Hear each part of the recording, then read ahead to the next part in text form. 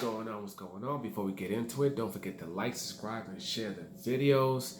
Bill Haney says that regardless of what Teo Lopez did versus Lomachenko, that Devin Haney is still and Gervonta Tank Davis are still bigger stars than Teo Lopez. And he is 100% completely wrong. First of all, Gervonta Tank Davis and Devin Haney should not be mentioned in the same sentence when it comes to popularity. Gervonta Tank Davis is in a league of his own when it comes to 140 pounds and under. This is a man that basically sold out in the freaking in California versus a nobody because Mars got hurt. Went home to Baltimore, sold out against a nobody with real ticket prices. Okay? Fought in Atlanta against Gamboa, sold the place out, star-studded event. That's what he was able to do. Devin Haney cannot do that. Okay? He's not nowhere near that level. Okay? He's not. When it comes to Teo Lopez, they were smart. You know, he's fighting on a network where people actually watch you. He putting him under Terence Crawford's undercards. He was being seen by millions of people. To the point where when he fought against Terence Crawford's undercard in his last fight, the peak of the viewership was during the Teo Lopez fight. After his fight, viewership dipped for the Terence Crawford fight. So most people came to see Teo actually on that. And then now he had a fight against Lomachenko, and he did over almost 3 million views. He did almost 3 million views. Almost 3 million people saw him dethrone what some people have proclaimed to be the #1 pound-for-pound fighter in the world. Almost 3 million people. Gervonta Tank Davis fighting on a network again that people actually watch in Showtime. And they're performing, taking on Pedraza, champion, beating him, going to the UK, getting that stoppage. You know, having his little situations and incidences, but then getting back on track and continuing to perform in the ring. Getting knockout after knockout after knockout after knockout, spectacular knockouts, building a brand, building a following, to the point where he could fight a Gamboa in Atlanta and completely sell out in a star-studded event. And now he's taking on Santa Cruz in a pay-per-view.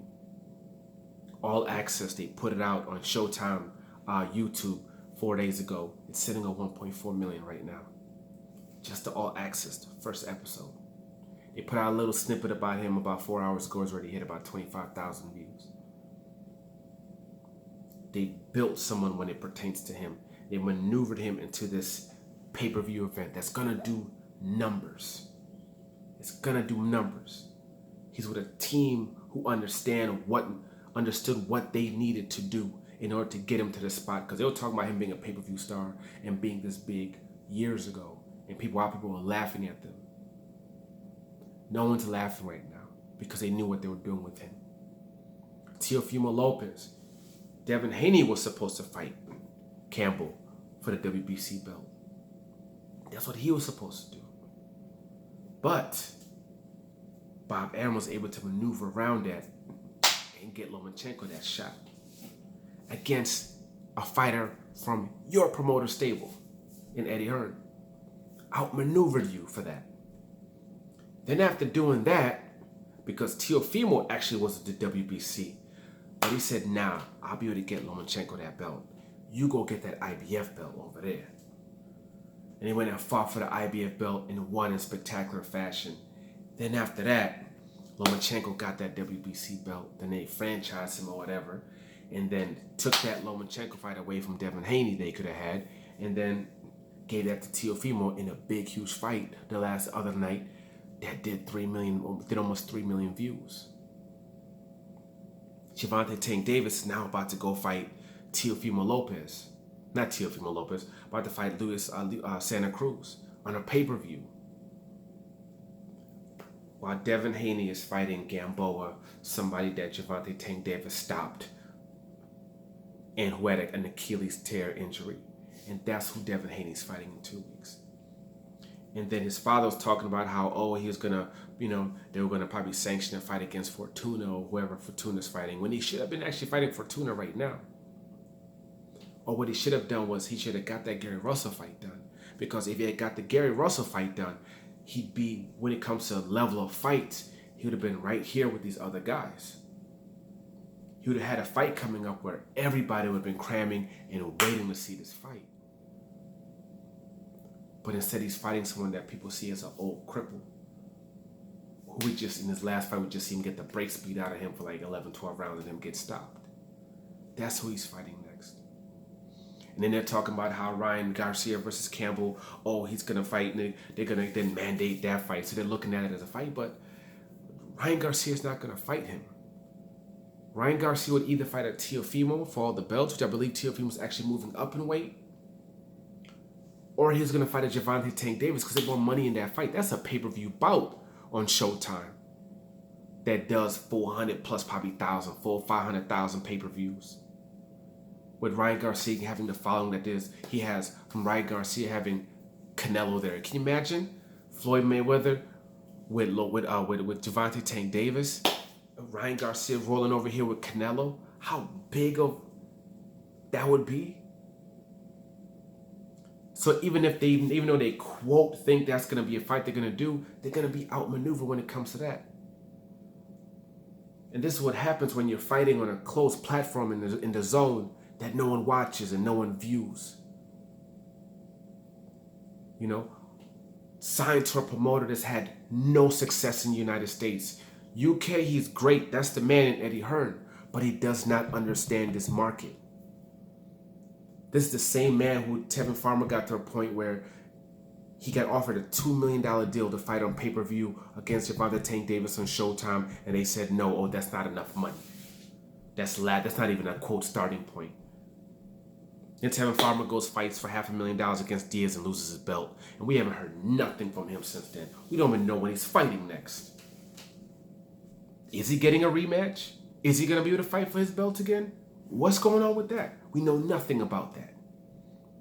Demetrius Andrade is fighting at 168 pounds versus somebody that usually fights at 147 pounds, who's been out for God knows forever, to the point where he had one little fight at 168 or whatever because he's been out the damn ring for so long. Somebody that's not even ranked in the top 15. And Demetrius Andrade is a 160-pound champion. Gennady Golovkin's a 160-pound champion. They signed a Matchroom. They had Canelo at 160 pounds at Matchroom. You got Billy Joe Saunders at 168 pounds.